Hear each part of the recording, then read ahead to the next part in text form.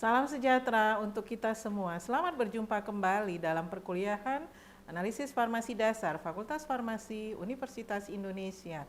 Bersama saya Yahdiana Harahap. Topik bahasan pada pertemuan kali ini adalah identifikasi analisis kation dan anion. Ya baiklah, di sini kita bisa melihat warna-warna ion di dalam larutan. Ini ada beberapa ion di dalam pelarut air. Anda bisa melihat sendiri di sini ya, misalnya Ce2+ berwarna biru, Mn2+ berwarna merah muda, dan seterusnya. Nah, biasanya reaksinya itu disebut reaksi basah ya, karena dilakukan di dalam larutan. Nah, maka reaksinya itu berlangsung bila kita melihat ada tidak terbentuk endapan, kemudian apakah ada gas yang dibebaskan, dan juga ada perubahan warna atau tidak. Nah, kita mulai dari pembentukan endapan. Jadi kalau larutan jenuh itu merupakan suatu sistem kesetimbangan. Contohnya ya AgCl dia akan terdisosiasi, terionisasi menjadi Ag+ plus Cl-. Nah, ini merupakan kesetimbangan heterogen karena AgCl dalam bentuk padat, sedangkan kalau dia dalam bentuk ion Ag+ dan Cl- itu biasanya dia akan larut ya di dalam air, maka dia dalam bentuk larutan. Dan di sini bisa kita lihat hasil kali kelarutannya ya, Ks sama dengan konsentrasi ion Ag+ dikalikan konsentrasi Cl-. Bila Ks terlewati, artinya kesetimbangan bergeser ke kanan, maka akan terbentuk endapan AgCl. Yang kedua adalah pembentukan gas. Nah, gas-gas itu bisa dilepaskan apabila misalnya ditambahkan HCl atau H2SO4. Seperti dilepaskan karbonat, bikarbonat, sulfit, tiosulfat, sulfida, nitrit, hipoklorit, sianida, dan sianat. Juga bisa dilepaskan gas apabila ditambahkan H2SO4 pekat. Nah, di sini termasuk golongan yang pertama tadi, dan juga ada fluorida, heksafluorosilikat, klorida, dan seterusnya. Kemudian yang ketiga adalah perubahan warna atau pembentukan kompleks. Suatu ion atau molekul kompleks terdiri dari suatu atom ya, atau ion pusat dan sejumlah ligan.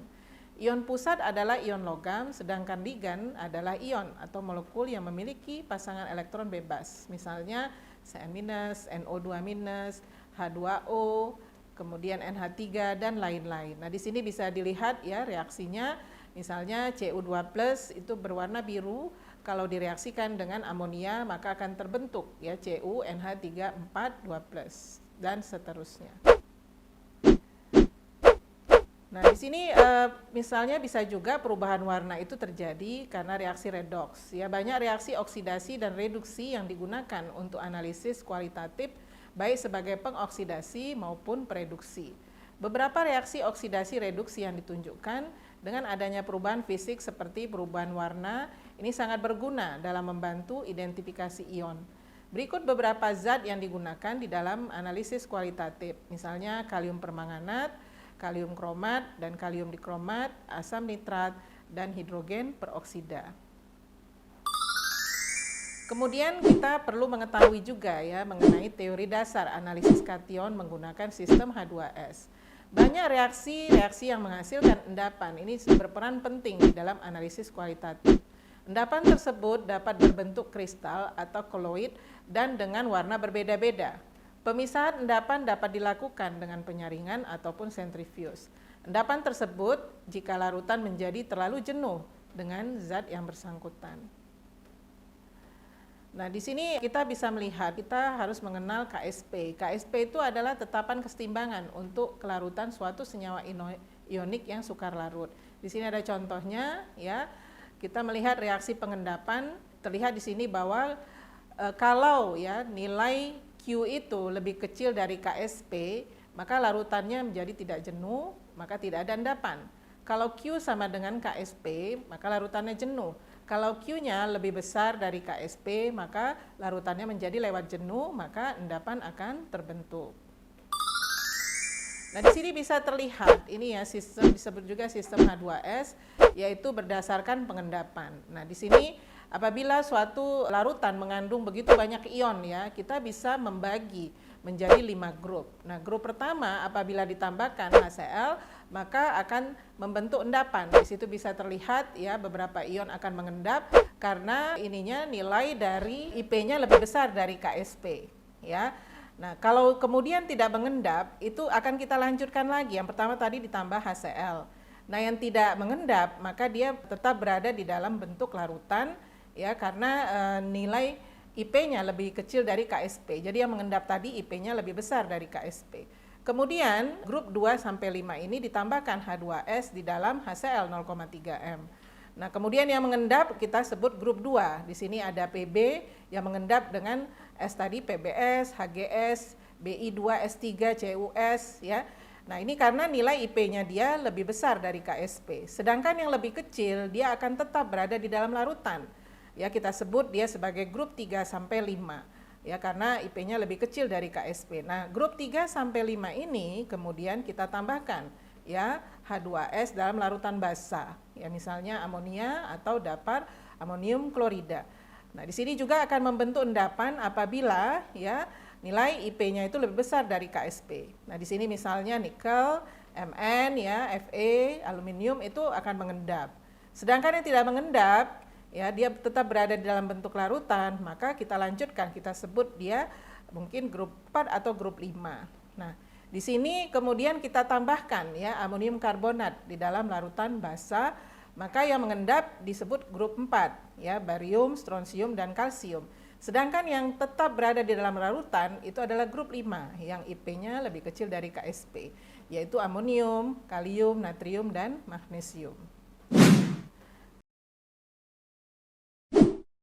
Ini adalah summary dari tadi ya, dari skema yang tadi itu. Jadi golongan 1 disebut juga golongan asam klorida, golongan 2 golongan hidrogen klorida sulfida, golongan 3 golongan amonium klorida, golongan 4 golongan amonium karbonat, dan yang golongan kelima disebut golongan sisa ya, tadi ada magnesium, kalium, natrium, amonium, litium dan hidrogen. Nah, ini adalah kalau kita sudah menemukan misalnya tadi di golongan 1 kan ada Pb2+, ya, ada Hg+, ada Ag+. Nah, bagaimana kita kemudian membuktikan bahwa benar ini adalah ion-ion tersebut? Maka harus kita lanjutkan dengan reaksi-reaksi yang spesifik untuk ion-ion tersebut. Dari sini Anda bisa melihat misalnya untuk Pb2+, ya. Pb2+ kalau kita tambahkan H2S maka dia akan membentuk endapan hitam PbS. Ya, kemudian juga kalau kita tambahkan dengan asam sulfat misalnya, dia spesifik akan membentuk endapan putih Pb sulfat dan seterusnya. Begitu juga dengan Hg dan Ag. Nah, kemudian yang golongan 2 juga kita bisa lanjutkan reaksinya. Di sini Anda bisa melihat nanti ya, bahwa untuk menentukan apakah benar tadi di golongan 2 itu ada Hg2+, ada Pb2+ juga, kemudian ada Bi3+ dan Cd2+. Maka di sini sudah dibuat skemanya ya untuk menentukan apakah benar itu Hg2+ ya, maka dilihat dari atas ya. Jadi direaksikan dengan HNO3 ya, apakah terbentuk HgNO3 ya. Kemudian dilanjutkan lagi dengan mereaksikan dengan aqua regia ya, kemudian Hg-nya itu akan membentuk endapan ya. Sedangkan selanjutnya juga Pb seperti itu. Pb2+ apabila direaksikan ada Pb2+, Bi3+, Cd2+, kalau direaksikan dengan H2SO4 yang membentuk endapan putih adalah Pb-nya, jadi Pb sulfat. Sedangkan Bi3+ dan Cd2+ dia tidak membentuk endapan dengan H2SO4 dan seterusnya. Sehingga kita bisa menentukan ya apakah benar ion yang kita temukan itu Hg2+, Pb2+, Bi3+ dan Cd2+.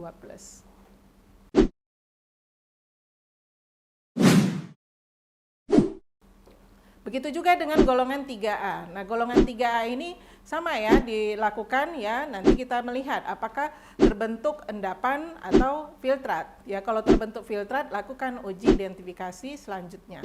Nah, golongan 3 misalnya ya, kita tambahkan HCl ya, dipanaskan dengan jumlah 5 sampai 10 ml air.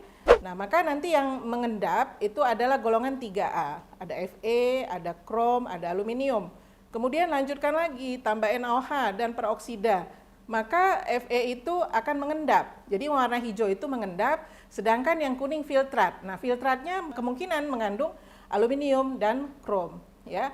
Nah, selanjutnya untuk menentukan apakah ini aluminium atau krom, maka tambahkan ya asam asetat dan Pb asetat. Nah, kalau terbentuk endapan maka itu Pb kromat ya, jadi PbCrO4 ya, jadi Cr.